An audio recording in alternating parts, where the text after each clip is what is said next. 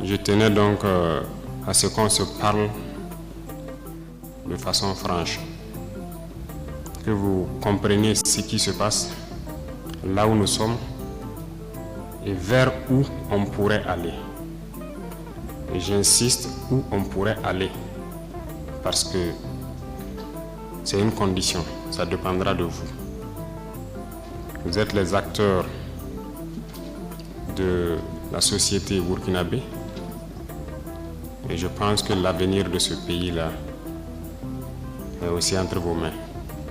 Donc, chacun à son niveau doit pouvoir faire un mea culpa et se demander qu'est-ce que j'apporte à cette patrie. C'est peut-être parce qu'aussi il n'y a pas eu de langage de vérité que les gens ne comprennent pas en fait ce qui se passe. Je parie que beaucoup de gens ignorent sérieusement la situation dans laquelle nous nous trouvons. Nous sommes à Ouagadougou, très souvent à Bobo-Dioulasso, en tout cas dans les grandes villes, et la vie est tout autre.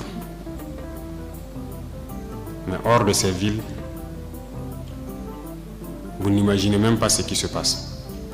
Est-ce que tout le monde est conscient que le territoire est presque perdu? En tant que militaires, nous reconnaissons notre responsabilité. Mais qu'est-ce qui a mené l'armée à être comme ça? C'est ça aussi la question qu'il faut se poser. Parce qu'elle a été politisée. Elle a quitté même son fondement. Il faut avoir le courage de se le dire. L'armée a été infiltrée. Et chacun agit en fonction donc de certains bords politiques. Nous observons depuis très longtemps. Nous combattons et nous observons. Et à un moment donné, on a eu espoir que ça va cesser, notamment avec les événements du 24. Mais ça n'a pas cessé. Et ça continue. Ces événements du 30 sont arrivés. Je vais vous dire ce soir où est-ce que nous en sommes, où est-ce que nous partons. Et chacun serait libre, à partir de cet instant, de son action future. Soit pour la patrie ou contre la patrie. De toute façon, nous sommes tous dans ce pays. Et vous comprendrez avec la présentation que personne ne va pouvoir quitter. Déjà entre Bobo et Ouaga, ça devient difficile. Quand la route sera coupée, que peut-être certaines personnes vont prendre conscience. Parce que ce n'est pas permis à tout le monde de prendre l'avion entre Bobo et Ouaga. Si c'est ce pays que nous voulons, eh bien, allons-y.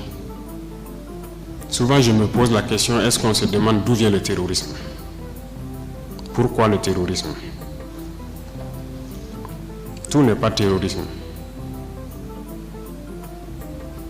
Nous avons contribué, quand je dis nous, c'est la société, contribué à ce que cette situation arrive. Mais j'ai marché à travers une partie du Sahel. Je ne dis pas rouler, marcher à pied à travers le Sahel. Donc j'ai pris le soin de bien voir ce que c'est que le Sahel. Et je ne suis pas sûr que ici vous l'avez fait. J'ai marché de Gorom, passant par Oursi, aller à Déou, Tinakov, Tinasan, revenir sur Marcoy. Cette partie, on l'a fait. On a vu comment les gens vivent là-bas. Et on l'a fait, ça vaut 10 ans de cela. Et c'était prévisible que cette situation va arriver. Ça veut dire que c'est nous qui avons créé cette situation, la gouvernance. Il faut qu'on se dise cette vérité. On a tout fait pour abandonner certains peuples à cause de nos intérêts égoïstes. On ne pense qu'à nous. Comme jusqu'aujourd'hui, on voit les gens meurent ailleurs, mais à Ouagadougou, on fait la fête.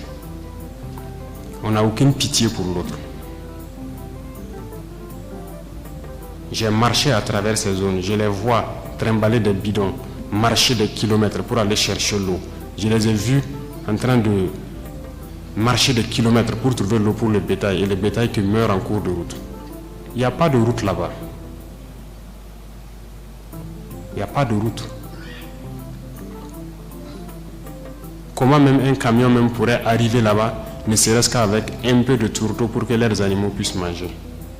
Il n'y a rien là-bas. Qu'avons-nous construit là-bas? Qu'avons-nous fait là-bas? Quel projet de développement avons-nous envoyé là-bas? Est-ce qu'on s'occupe même de leur vie? Rien qu'une simple eau. Qu'avons-nous fait de sérieux dans ces zones? C'est la question qu'il faut se poser. Et le territoire de cette partie, c'est hors de contrôle. Qui en est responsable? C'est nous. C'est nous. Il faut que chacun accepte ça. Nous avons toujours le slogan que c'est un pays pauvre. Vous êtes bien conscient que le pays n'est pas pauvre. C'est parce qu'on est méchant. On est sérieusement méchant entre nous. Les jeunes n'ont rien à faire. On a des terres cultivables. On a de l'eau. Comment on peut ne pas vouloir faire quelque chose pour eux? J'ai vécu à Djibo, avant même le début de la crise. J'ai échangé avec les jeunes de Djibo. La seule route Kongoussi-Djibo, les camions ne viennent plus parce que les ponts datent des années 50 et les camions tombaient. Donc les camions ont décidé de ne plus venir. Ils produisent, en allant à Nassumbu à Bouro, ils produisent la tomate, ils produisent beaucoup de choses. Tout pourri. Ils n'arrivent pas à vendre. Leur marché de bétail, vous quittez Djibo jusqu'à Pétékoli. Ils sont là avec leur bétail, ils n'arrivent pas à vendre. Mais vous voulez qu'ils fassent quoi, les jeunes? J'ai écrit un rapport en son temps pour qu'on puisse au moins se réparer cette route. La guerre n'était pas là. Personne ne viendra me dire le contraire. J'étais à Djibo, j'ai vécu là-bas. On n'a rien fait. Rien. Qui en est responsable? Il faut que chacun fasse son introspection et se rende que nous sommes les coupables de cette situation. J'ai fait l'Est. Aujourd'hui, on parle de Mansilla, de Tankwalou et autres. Je vous le répète encore, qui est responsable? Quand un seul fleuve, la Sirba, empêche que quelqu'un quitte Mansilla vers l'arrière en saison pluvieuse, pendant combien d'années on n'a jamais pu faire un seul pont sur la Sirba pour les permettre de communiquer avec le Burkina?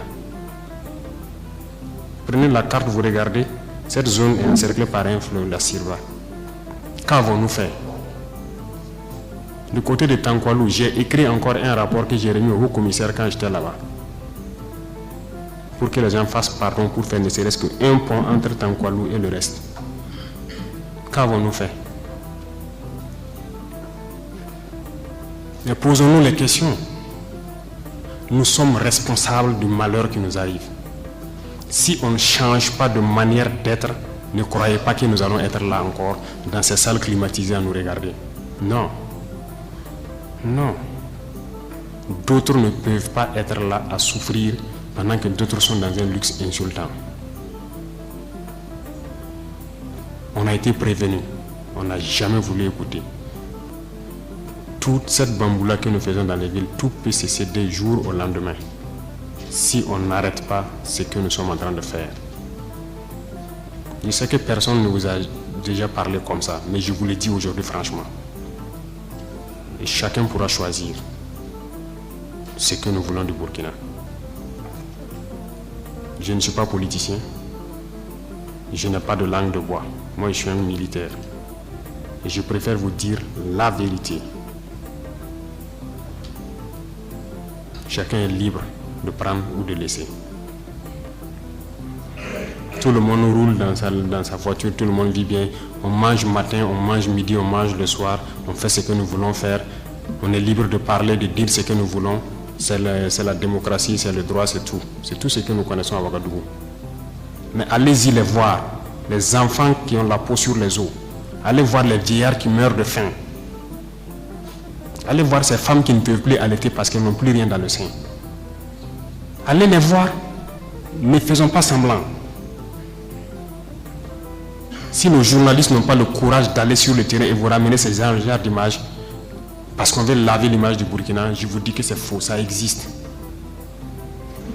Quand je vous parle des gens qui mangent l'herbe, celui qui veut contester, je l'amène demain à les voir. Ça continue, ça n'a même pas cessé. Parce qu'on a pu ravitailler certains villages, mais d'autres pas encore, on est toujours en route. Aucun civil ne peut daigner même soutenir aussi avec des camions pour qu'on puisse être solidaire vis-à-vis de ces populations-là. C'est quelle intégrité? C'est quoi l'intégrité? Burkina Faso, c'est quoi? C'est ça qui nous a révoltés. Et on est toujours révoltés. Tant qu'on ne va pas soigner les maux de ce pays-là, on sera toujours révoltés. Pour l'instant, on a pu, dans l'armée quand même, réaliser quelques camions et transporter les vivres avec nos propres moyens, bien qu'on a loué d'autres même ajoutés, vers des populations qui mouraient de faim. Et même dans cette location, j'ai vu qu'il n'y a aucune pitié. Des citoyens savaient que c'est pour aller là-bas, mais ils sont restés sur des tarifs. C'est pour dire que la solidarité a disparu au Burkina. Et pitié des gens, et pitié de la jeunesse, et pitié des enfants. Qu'est-ce qu'ils ont fait ces villageois-là pour que quand le soleil tombe, eux ils se retrouvent dans les grottes, dans les arbres, ils quittent le village. Et le matin ils se pointent, ils regardent pour voir si tout va bien avant de revenir. Ils dorment dans la brousse, ils ne peuvent pas dormir chez eux. On ne vous dit pas ces vérités, c'est la réalité du Burkina comme ça. On ne voit que nos villes.